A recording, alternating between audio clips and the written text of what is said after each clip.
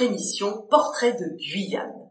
C'est avec beaucoup de plaisir que nous accueillons aujourd'hui Juliette Comte, la chargée du pôle Guyane de CERAC Antilles-Guyane. J'ai voulu l'interviewer parce que Juliette a une vision et une expérience de l'insertion des publics en situation de handicap en Guyane et son témoignage est tout à fait édifiant. Juliette, bonjour. Bonjour Sandra. Donc Juliette, vous êtes donc la chargée du pôle Guyane de l'insertion des publics en situation de handicap. Pouvez-vous nous expliquer comment se déroule ce dispositif d'emploi et de formation au sein de CERAC? Oui. Alors, donc le CERAC, c'est un centre de formation pour les personnes qui sont en situation de handicap. Donc en fait, on réalise vraiment tout le parcours d'intégration du début à la fin. Du moment où on trouve les personnes en situation de handicap, en collaboration avec nos partenaires. Après, on les prépare, on les coach à un premier entretien d'embauche. Très souvent, ce sont des personnes qui sont très loin du marché du travail, soit qui n'ont jamais travaillé, soit qui ont travaillé il y a très longtemps, et qui ne connaissent finalement pas le domaine d'aujourd'hui et la modernité d'aujourd'hui. Donc, on leur propose des coachings, on les prépare, on leur pose des questions, on va vraiment en profondeur dans ce qu'ils peuvent apporter à l'entreprise. Ensuite, on les présente chez nos partenaires entreprises, où on est bien entendu présent avec eux pour les soutenir. Et ensuite, à partir du moment où ils intègrent l'entreprise, ils intègrent le centre de formation. Et là, on les suit tout au long de leur formation et à l'entreprise, grâce au suivi en entreprise, où chaque semaine, donc une semaine en formation, une semaine en entreprise, on va les voir, vérifier que tout se passe bien et leur proposer des solutions si jamais il y a des problèmes. Et ça, on le fait jusqu'aux examens, ou bien sûr, on les accompagne également jusqu'aux examens. Voilà.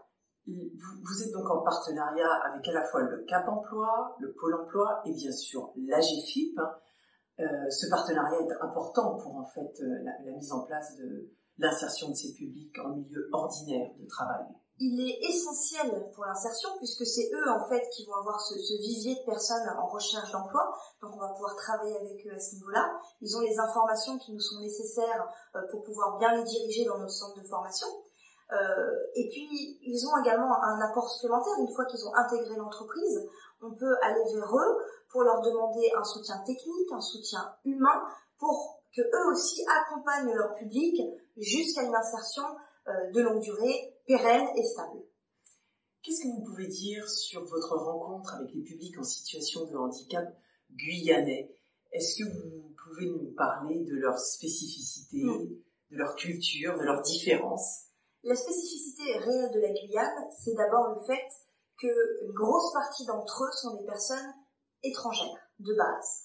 Donc, on se retrouve avec, dans un seul groupe d'apprenants, des personnes qui vont nous parler en portugais, en créole, en arabe, en haïtien, en anglais, en français. C'est vraiment d'abord cette mixité linguistique, avec bien entendu le public sourd qui est présent chez nous, avec la langue des signes française créole, très important. Donc déjà, on a cette mixité énorme au niveau des langues qui est vraiment présente. Et puis ce qu'on remarque aussi, c'est cette motivation, cette envie. Ils sont sur un territoire qui est très grand, qui est très large, ce qui leur offre aussi une très grande ouverture d'esprit. Et ce qui nous permet de travailler avec des publics vraiment très différents et très ouverts. Et ça, c'est un vrai plaisir. C'est aussi une vraie richesse, en fait, d'avoir des publics d'origines différentes, de langues différentes. C'est un vrai melting pot. Est-ce que l'on peut dire que le pôle Guyane de CERAC apporte en fait une réponse constructive aux entreprises qui sont en recherche en fait de recrutement des publics en situation de handicap? Oui, vraiment. On apporte une réponse qui est complète puisqu'on fait un travail qui est complet du début jusqu'à la fin, sans rien oublier. Et ça, les entreprises le réclament puisque finalement, il y a peu de structures sur le territoire. Et on arrive à collaborer avec un maximum de ces structures pour vraiment faire quelque chose de complet. Et les entreprises sont demandeurs puisqu'ils ont l'obligation d'emploi des 6%. Et donc, ils font appel à nous pour cette raison, entre autres, mais aussi pour participer à l'insertion vraie de ces publics de façon pérenne. Le vrai plaisir qu'on a, c'est qu'à la fin de leur parcours, la grande majorité d'entre eux qui sont arrivés au bout de leur parcours au CERAC, ou bien continuent dans l'entreprise qui les a insérés en CAP et en bac. Donc recrutement, un recrutement en CDI, CDD, temps plein, temps partiel. Ils ont vraiment un vrai contrat à la clé. Et pour le peu de personnes qui ne vont pas poursuivre dans les entreprises, en fait, c'est parce qu'ils veulent créer leurs propres entreprises, être acteurs de leur territoire par eux-mêmes en créant leur propre structure. Et ça, c'est vraiment magique. Juliette, est-ce que vous pourriez nous parler du projet qui vous tient à cœur, le FLE, français langue étrangère, pour les publics en situation de handicap? Absolument. Donc c'est en partenariat avec l'OFI, avec l'État finalement, et avec la CTG, où on va développer des ateliers ludiques et accessibles pour tout type de handicap. Donc ce sont des personnes en situation de handicap qui arrivent sur le territoire, qui sont depuis moins de 5 ans sur le territoire, et qui signent un contrat d'insertion républicain. Dans ce contrat, on leur demande d'apprendre le français écrit et oral, et également de connaître les bases du civisme français. Et nous, notre rôle, c'est d'accueillir ces publics spéciaux qui, d'habitude, sont finalement écartés de ce dispositif parce qu'ils sont en situation de handicap. Et ben nous, on les accueille, on leur propose justement la formation de français langue étrangère, écrit et oral, pendant toute l'année, sur des ateliers toute l'année, avec à la fin une restitution plutôt artistique.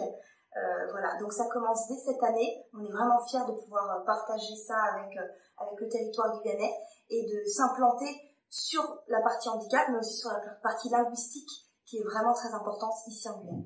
Et en fait, votre espoir, c'est que suite à ce dispositif de FLE pour le public en situation de handicap, certains puissent intégrer en fait le dispositif d'alternance en CAP ou en bac et en insertion professionnelle. En fait, l'idée, elle est ressortie tout simplement de la rencontre de ces publics en situation de handicap qui correspondent parfaitement aux entreprises, vu leur profil professionnel, leur expérience, leur personnalité.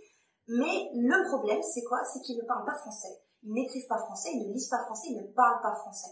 Donc on leur propose finalement cette étape avant l'étape de l'insertion, l'étape du français, pour ensuite les rediriger vers l'alternance du CAP au CERAC, et puis par la suite le bac.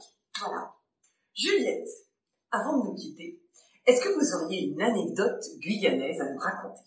Oui, tout à fait. Donc c'était tout simplement chez moi.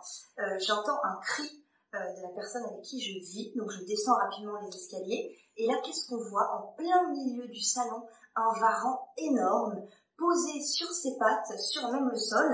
Alors on savait pas trop comment le gérer, comment le faire sortir, donc on a essayé de le pousser un petit peu avec un balai, et il a fui à toute vitesse, il s'est pris la vitre en pleine tête, et il a réussi à repartir dans le jardin. Voilà, et il était vraiment immense. Il y a des émotions quand même en Guyane. La Guyane, on ne vous croira pas, jamais. Un grand merci Juliette d'être venue aujourd'hui nous partager ces anecdotes avec nous. Merci Sandra, au revoir et puis à bientôt. Au revoir. Au revoir.